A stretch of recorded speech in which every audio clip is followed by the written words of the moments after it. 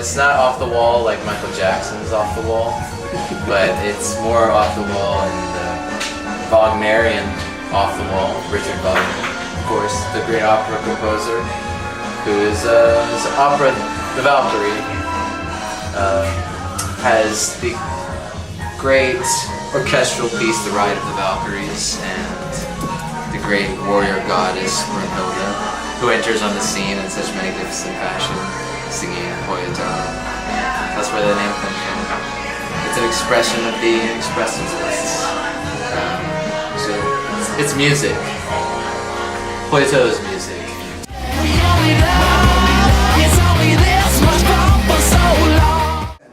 Our band is really as diverse as the influence of all of us individually. Obviously, there is a very high appreciation for the art forms of music, obviously, or the art music, if you will, the classical music, because that is definitely a strong undertone as far as, you know, how we want, you know, the sound and the vibration to translate. You know, it's not one of these bands that are just passerbyers and if you will, you know, background music. You know, we want you to feel moved and give you those full extremes of comedy and the tragedy. You know, not only within our, you know, our sounds, but also, you know, definitely as far as, you know, lyrically and melodically. You know, so, but it's really an amalgamation. Being from New Orleans, we call it a gumbo, you know, a dash of rock, a dash of synth, a dash of psychedelia, a dash of funk and electro, you know, so, and hip hop. So it's grandma's good cooking, you know.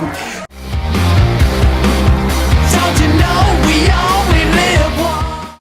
Ian and I conceptualized the band as kind of this, you know, experimental sound about 3 years ago, and we released, we played our first show 2 years ago, and then released our first record a year ago, and it's been cool, you know, it's evolved a lot, you know, from the early days, you know, and it's still evolving really quickly. It's like every time we begin to get good with one sound, it's like, okay, we're scratching that, let's move to something completely else, and I think that's a cool thing, you know. I think, you know, when music becomes stagnant, when it becomes some sort of career or some sort of formula, it just really becomes boring. And life's too short to be bored in it.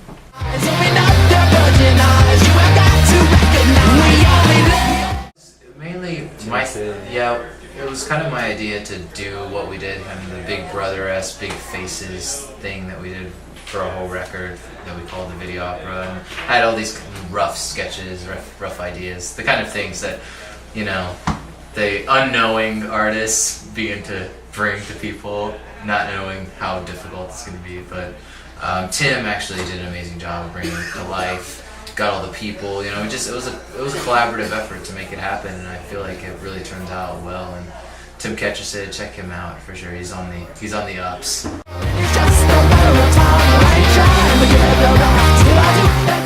Yeah, I think it was just mainly a lot of friends asked us kind of last minute, you know, we're just like, hey man, we really dig your band, can you come bless our party? And I think it was blessed. Too good.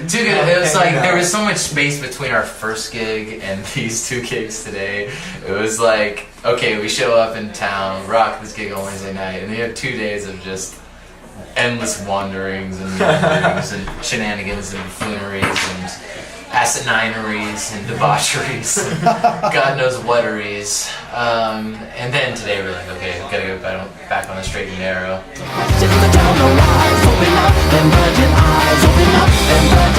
Synthesizers, it's all for show. And you know, also some rhythmic bits, you know, that obviously within the live context, you know, are there to create that ambiance, and like I said, that foundation to the Hoyotoho sound system, so that when you hear our record or when you hear us live, you know, it's translated both ways, and hopefully even greater from the live aspect. So definitely some sound architecture and various tweaks and, you know, whatnots that hopefully, you know, when we play, you feel us. We have plugins that we put on everything, and the plugin is called, this is our secret, Big.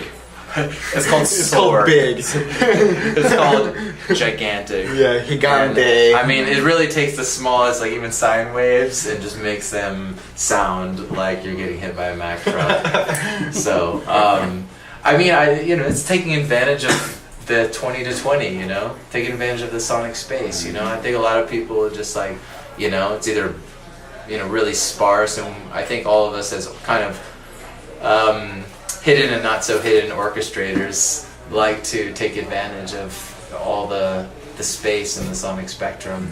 We probably take too much advantage of it. It's been abused in a lot of ways, but it's a good abuse. It's a loving abuse.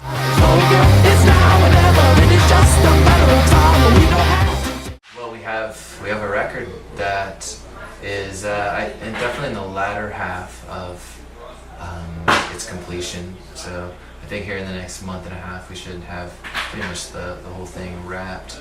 And then from there, it's a huge departure from the first record. So I think, you know, it's something that is an expression of the actual live band that we have right now, and it's something that's a lot more exciting for everyone to go out and tour and to really push. You know, the first one was a little more experimental, like bedroom fantasies of how big can we make it sound, and then now it's like, okay, we're doing this with a band, and it's really exciting. And so I think definitely some touring, and really, you know, any good opportunities that come our way, you know, just really trying to, you know, bless people with the sound. Greetings, Philly Phil here. You heard it first on Jam Magazine. Ian Miles, and you heard it on Jam Magazine. Calvin Shanath, and you heard it first on Jam Magazine. Take it slow. I say no when you know I need it.